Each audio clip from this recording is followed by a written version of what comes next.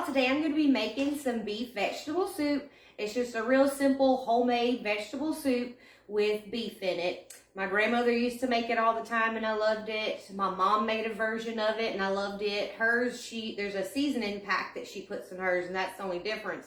It's gotten really hard to find that certain seasoning pack. So I'm going to be making it the way my grandmother did.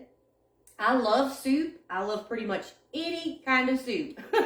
So anytime that it gets cold outside, I'm ready to make soup. I mean, I'm ready to make soup even when it's hot.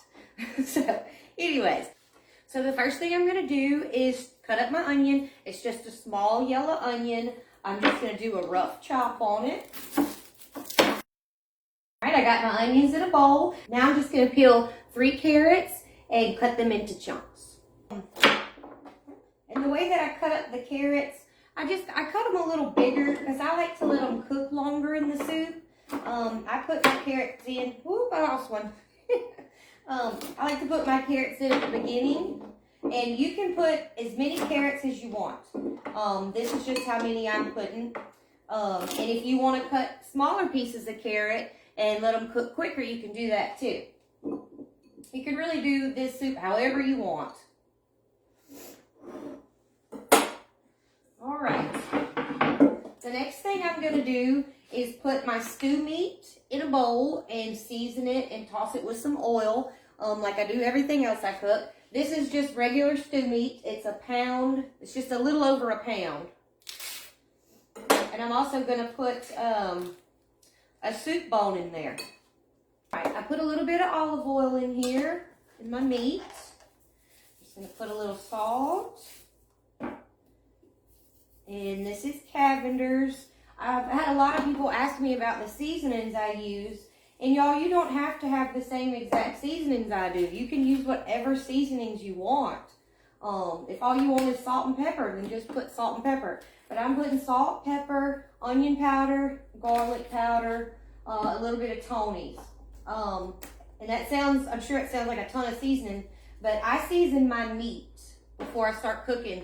And that's usually that is the only seasoning I'm going to put in my dish. But like I said, you season it with whatever you want to season with and however much. I'm just going to toss this around to get it all coated in the oil and the seasoning. All right, I've got my soup pot heating up. I've got it on medium high. I'm just going to take our meat and put that in here to brown. I also put my onion in at the same time. And I don't think y'all can see down in the pot because it's too tall. And I didn't put any oil in there because I put some oil on the meat. Alright, I'm just going to let my meat brown. I don't know how long it's going to take, but again, I'll time it for y'all. Alright, it's been, let's see, 9 minutes. And my meat is browned. And now I'm going to put in a 14.5 ounce can of petite diced tomatoes. You can use any type of tomatoes you want or just tomato sauce. I'm going to turn that up to high and bring it up to a boil. Somebody asked me about this little alligator. It's a Fitz and Floyd's creamer bowl. And there's a matching sugar alligator bowl.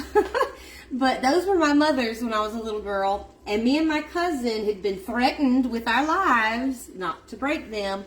But one day in the kitchen while we were playing around, we broke the sugar container. And we were scared to death. We tried to glue it back together.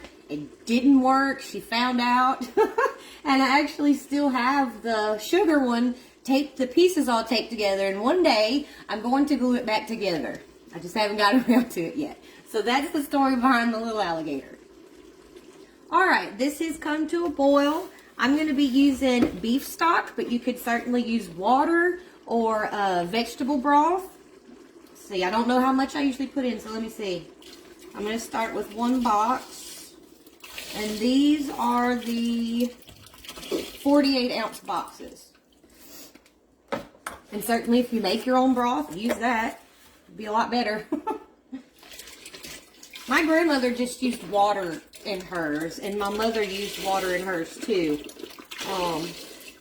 I guess I'm addicted to using broth when cooking, so that's what I use. Alright, I put in 3 boxes of the broth. If I see later that I need more, then I've got extra, so I'll add more.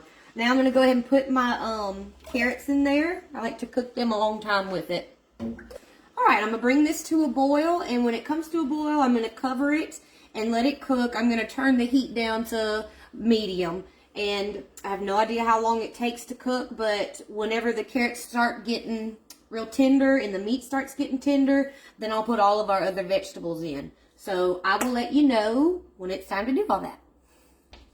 Almost forgot to put the soup bone in. I'm going to put a soup bone in there too, just because it gives a lot of flavor. And recently I've had a hard time finding soup bones. Used to, they were at the store all the time. But anyway, I've got a pound of meat in there and the soup bone. Alright, it's been 40 minutes that it's been boiling.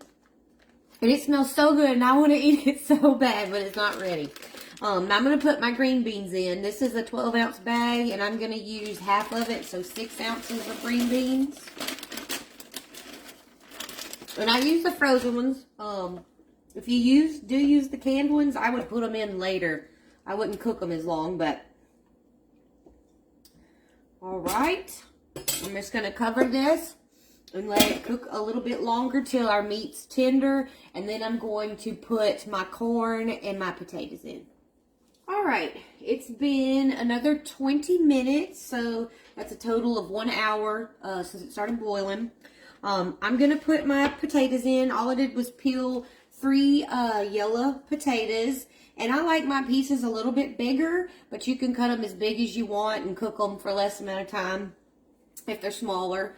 And I've also got a can of corn. It's not frozen, it's canned, but what I do is I rinse it 3 times. 3 times I'll fill up the can with water and drain the water out. Fill up the can with water, drain it out. And to me, it just gets some of that canned taste out of there. But I'm only going to be using half of this can of corn to put in here. So I'm just going to put half of my can of corn in there.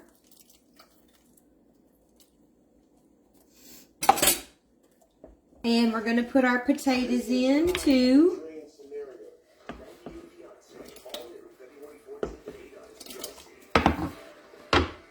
Just going to put the top back on it and let it boil for a few minutes till our potatoes are pretty much done. And then I'm going to put our pasta in. I'm using the garden rotini, but you could use any pasta or no pasta. You could also put any type of vegetable you want in here. And just make it however you want it. It's alright. So we're just going to let that boil a few minutes. Check our potatoes in a few minutes, see if they're done. Alright, the potatoes are tender. Cooked them about 10 minutes, just until they get tender. Now I'm going to put in 2 cups of garden rotini.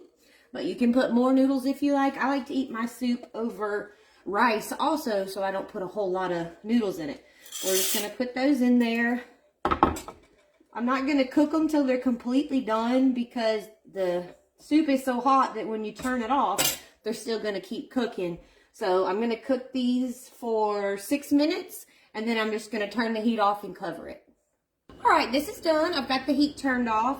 I'm just going to scoop the grease off of the top of here, which there's not that much, but I'm still going to get it off.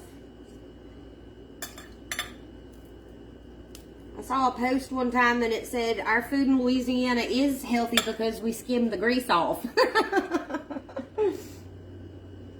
But there's so much that's unhealthy for you in this world, you may as well eat something you like.